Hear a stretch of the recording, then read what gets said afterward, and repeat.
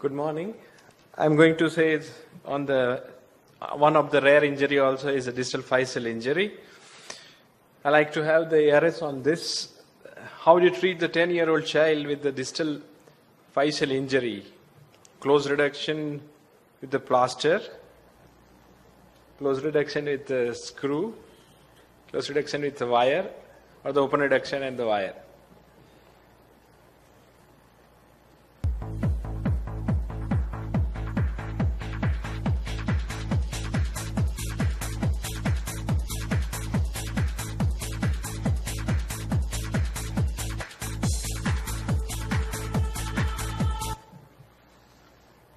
Okay, so the most of people say it's open reduction and that. I will go on the skip on the next slide, but it's very common to have the physeal injury in the adolescent period.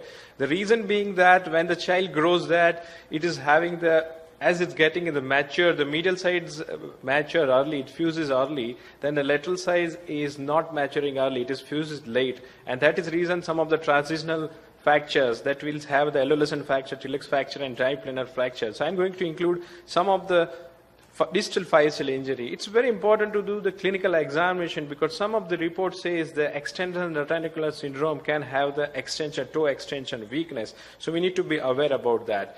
Coming to the points on that, the distal physeal injury goes along with the mechanism of injury, the supination and inversion injury, supination and external rotation injury, supination plantar flexion injury, or there is a pronation and external rotation, eversion injury.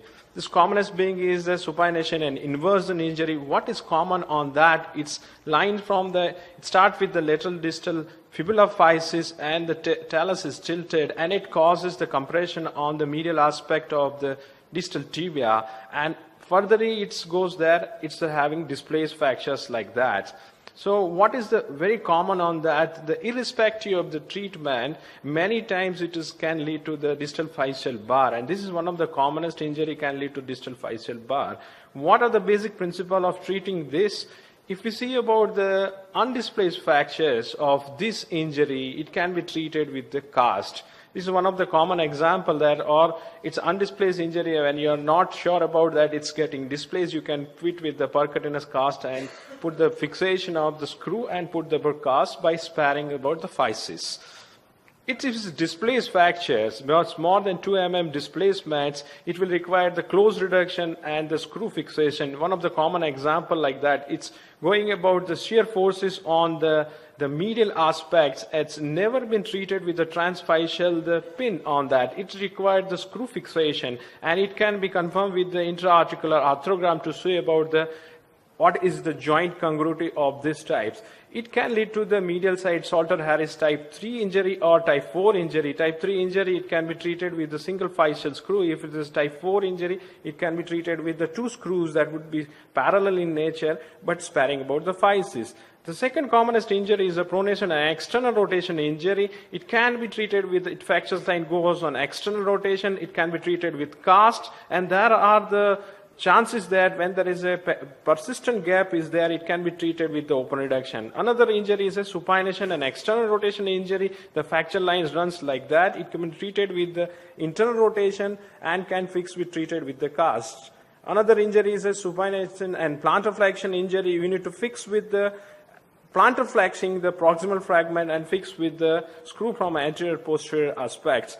Few points on the Tillaux fractures. It's common on the adolescent age group because the medial side is fused, lateral side is open.